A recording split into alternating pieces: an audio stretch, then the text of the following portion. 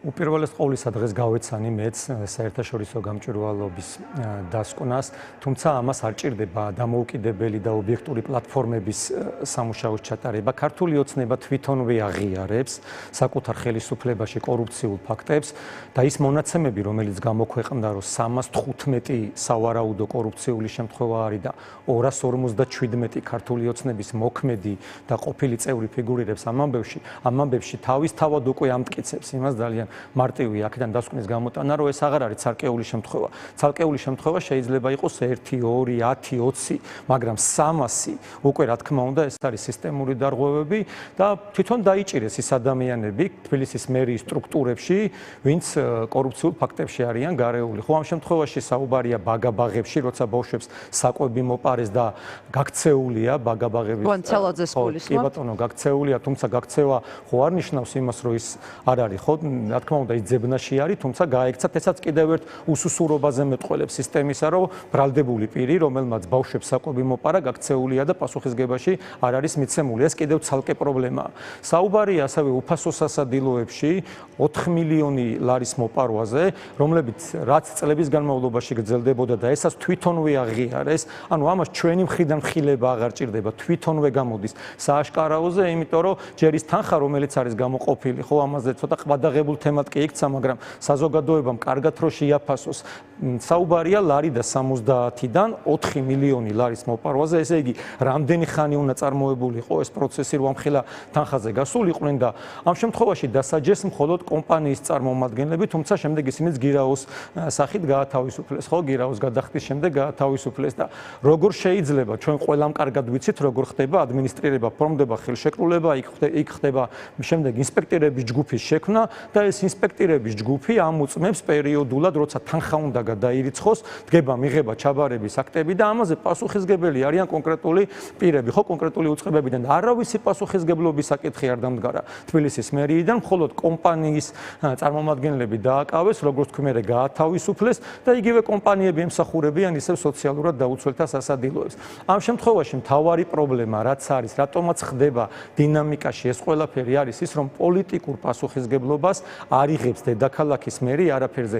მან მხოლოდ იცის, როცა რაიმე პროექტი ანონსდება, მიდის აუცილებლად თავისი PR გუნდით, რომელიც საკმაოდ მრავალრიცხოვანია, წერს რილსებს, ვიდეოებს, ამას აქვეყნებს, თბილისელებს პირდება, რომ კიდევ ერთი სასწაული პროექტი შეემატება თბილისს, მაგრამ როცა ჩავარდება ეს საქმე,ავლაბრის მეტრო გავიხსენოთ, სულ ბოლო შემთხვევა, როცა დაიტბორაავლაბრის მეტრო, თბილისის მერი მისული იყო ადგილზე, როცა დაანონსდა აცნობა თბილისს, რომ ესეთი რაღაც სასწაული პროექტი განხორციელდება და შეემატება თბილისს, თუმცა როგორც კი დაიტბორაავლაბრის მეტრო, მყისვე გაიმიჯნა ამისგან და ისევ ისები მიმართა სხვა პირებისკენ. სამსახურს შემოწმება დაავალაო ასეთი ნიუსიც. ხო, პარადოქსია. კახიკალაძის მუდმივი არგუმენტი ნიკა არის ხოლმე ის, რომ ათასობით ადამიანი მუშაობს დედაქალაქის მერიაში, ყველა მუნიციპალიტეტს აქვს თავისი გამგეობა, ჩაშლილი ქვეუწყებებით და ასე შემდეგ და დედაქალაქის მერი ერთი ადამიანი ყველას კონტროლს ვერ შეძლებს.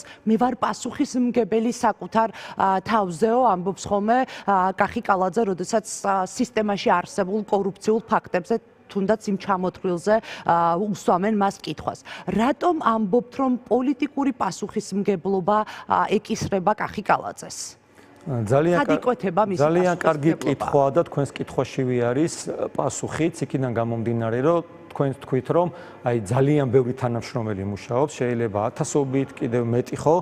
და ყველაფერზე პასუხისმგებელი ვერ იქნება კახაკალაძე, მაგრამ აი თქვენ გამახსენეთ, მე ვერ ვიხსენებ ისეთ ფაქტს, თუნდაც ერთი ფაქტი გამახსენეთ, სადაც კახაკალაძე გამოვიდა, მე არ ვსაუბრობ 1000-ზე და 10000-ზე, ერთი კონკრეტული ფაქტი გამახსენეთ, სადაც კახაკალაძე გამოვიდა და პასუხისმგებლობა აიღო საკუთარ თავზე. ასეთი რაღაც არ არსებობს და ყოფილა შემთხვევები, როცა 1 თვით ადრე, 2 თვით ადრე, 6 თვით ადრე იყო ცნობილი, რომ შესაძლებელია დატრიალებული იყო ტრაგედია, გაგახსენებთ სადგურის მოედანზე პარაპეტის ჩამონგრევის ამბავს, როცა არსებობდა ვიდეო, როცა არსებობდა მიმართვები, ხო?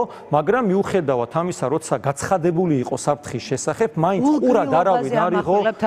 გულგრილობაც არის და ბუნებრივია ამას მოყვება პოლიტიკური პასუხისგებლობის საკითხი, იმიტომ რომ პოლიტიკური პასუხისგებლობის საკითხი როცა არ დგება, როცა დედაქალაქის მერი ამბობს იმას, ნუ არ ვიცი, თანამშრომლებზე კი არა, ბოლოს ასეთი რაღაც თქვა, რომ მე საკუთარ შვილზეც არ ვარო პასუხისმგებელი, ისეთი დრო მოვიდაო და ეს დრო ვინ მოიყვანა და როცა დედაქალაქის მერი თბილისელებს ეუბნება იმას, რომ მე საკუთარ შვილზეც კი არ ვარ პასუხისმგებელიო, მაშინ თქვენ მითხარით ჩვენ შვილებზე როგორ უნდა იყოს პასუხისმგებელი. ხო, მე ყოველთვის ვერიდები ხოლმე და მაგას ვერც ვიტყვი, ხო, რომ ეხლა კახაკალაძეს უნდოდა ან რაღაც ეს ტრაგედიები, რომელიც მოხდება, ბუნებრივია, ისიც შეწუხებულია ამ ყველაფრით, მაგაში ეხლა ადამიანურად მესმის, მაგრამ როცა შენ თანამდებობის პირი ხარ, უმაღლეს თანამდებობას იკავებ და არა მარტო თბილისის მერი ხარ, შენ ხარ მმართველი პარტიის გენერალური მდივანი და პასუხისმგებელი ხარ არა მარტო თბილისზე, მთელ ქვეყანაზე, ამ შემთხვევაში მიდიხარ ვაკის პარკის ტრაგედიას გულისხმობ, ხო, მივიდნენ, გახსნეს ვაკის პარკი და იქ შემდეგ ესეთი ტრაგედია დატრიალდა და ესეთი უამრავი შემთხვევა არის. აღარ მინდა მე ახლა ამ დეტალებში ჩავიდე, საზოგადოება მე ძალიან კარგად იცის,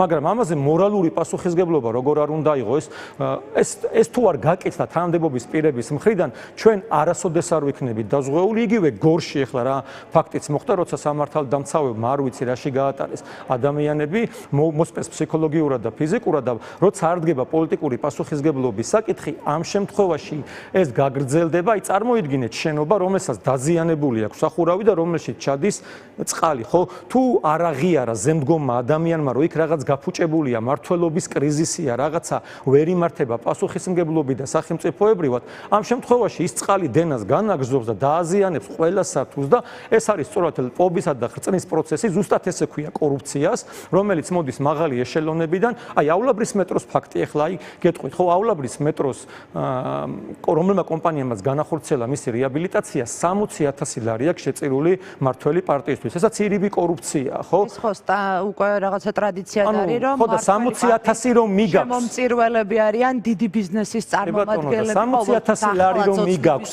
მართველი პარტიის ბიუჯეტში. 60,000 ლარი რომ მიგაქვს მართველი პარტიის ბიუჯეტში, მოგებაც ხო უნდა ნახო. შესაბამისად ან ხარისხს აფუჭებ, ან დროში წელავ ამ პროცესს და აი კიდევ ერთი ფაქტი მინდა ძალიან თვალსაჩინო ფაქტია, რიცხვი აღარ მახსოვს სწორად თუ ვიტყვი, ძალიან მოკლედ ვიტყვი. თბილისის მერია ახორციელებს დანგრეული და ვეღარ აშენებული სკოლების მოსწავლეების ტრანსპორტირებას. თბილისის მერია აცხადებს უკვე ამ ტენდერს და მე მგონი 3,579,759, აი რაღაც ესეთი რიცხვი არის და კომპანიამ, რომელმაც მიიღო მონაწილეობა, რომელსაც კონკურენტი არ ყავს, სხვა პრეტენდენტი ამ ტენდერში არ შედის, ზუსტად იგივე თანხა დაწერა. აი წარმოუდგენელი რაღაცა, 1 ლარიც კი არ მოაკლო. თქვენ ახლა საუბრობთ მორგებულ სატენდერო ტენდერებზე, რომელსაც ირიბი კორუფციაა ეს. უწყებები აცხადებენ, ანუ კონკრეტულ კომპანიებს არგებენ ტენდერებს, რომელსაც სახელმწიფო უწყებები აცხადებენ, ამას ამბობთ კონკრეტულ შემთხვევაში მერიას. თბილისის საკრებულოზე მე გავახმოვანე, სანამ ეს ტენდერი საერთოდ გამოცხადდებოდა. მე თბილისის საკრებულოს ხმამაზე და ეს ჩანაწერი შეგვიძლია ამოვიღოთ, სადაც თქვი, რომ წინასწარმეტყველური უნარებით არ ვარ დაჯილდოვებული, მაგრამ გეტყვით, ვინ მოიგებს თბილისის სკოლების ტრანსპორტირების ტენდერს, მეთქი შპს Time Service. ესე აგიხდეთ ყველაფერი, მოიგო შპს Time Service. მე ხო ეს წინასწარ არ ვიცი, უბრალოდ ეს პროგნოზირებადია. იმიტომ რომ წლების განმავლობაში ეს არის ერთადერთი კომპანია, რომელიც იგებს ამ სკოლების მოსწავლეების ტრანსპორტირების ტენდერს და ისეთი სკოლების მოსწავლეების ტრანსპორტირებას ახორციელებს, რომელთა მშენებლობა უნდა დასრულებულიყო გასულ წელს, იმის წინა წელს. ანუ ვიღაცის უპასუხისმგებლობას, ვიღაცის არაკეთილსინდისიერებას, არაანგარიშ ვალდებულებას ხალხის მიმართ ეწირება სახელმწიფო ბიუჯეტის თანხები. აქ მილიონებზე არის საუბარი. მარტო ამ კომპანიას სახელმწიფო ბიუჯეტიდან 50 მილიონი ლარი აქვს წაღებული.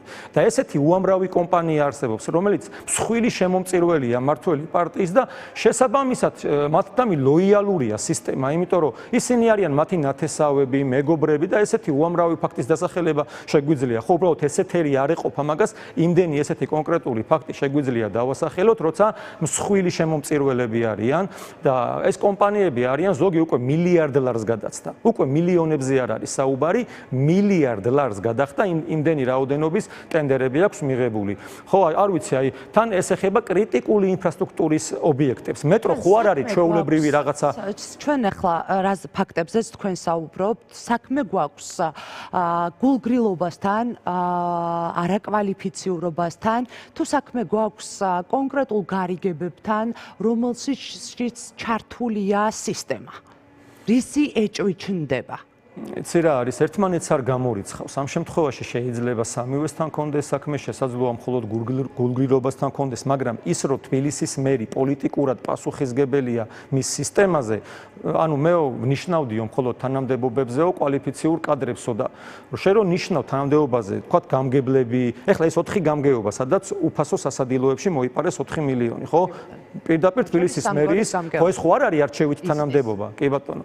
ეს ხო არ არის არჩევითი თანამდებობა, ეს არის დანიშნული თანამდებობა, ანუ თბილისის მერიამ, რა თქმა უნდა, კახა კალაძის მეთაურობით დანიშნა ეს ხალხი ამ პოზიციებზე. ამ შემთხვევაში მათი პასუხისგებლობა არ დგება, რომ 4 მილიონი ლარი მოპარეს უფასო სასადილოების ბენეფიციარებს. აი, როგორ შეიძლება ამაზე თქვა, რომ მხოლოდ კომპანიაა დამნაშავე, ან ინსპექტირებას არავინ ატარებდა, ან აუდიტს არავინ. მე მივწერე სხვათა შორის აუდიტს და ესეთი პარადოქსული პასუხი მივიღე, აბსოლუტურად არარაციონალური და არ ვიცი, არასახელმწიფოებრივი, რომ ჩვენო კი ვატარებდით თუ ამ აუდიტის მაგრამ დასკვნებსო არ ვდებდითო, ანუ არანაირი ანგარიში არ დაგვიწერიაო და მაშინ ეს ხალხი რისთვის იღებს ხელფასს ის მითხარით თუ შედის, მაგრამ დოკუმენტი რომ იქ შევიდა რაღაცა შეამოწმა არ არსებობს, ხო? ესეც პარადოქსი არის. რა თქმა უნდა, აქ გვაქვს საქმე არაკომპეტენტურობასთან, გულგრილობასთან და ხშირ შემთხვევაში სავარაუდო კორუფციულ დანაშაულებებთან. მადლობა.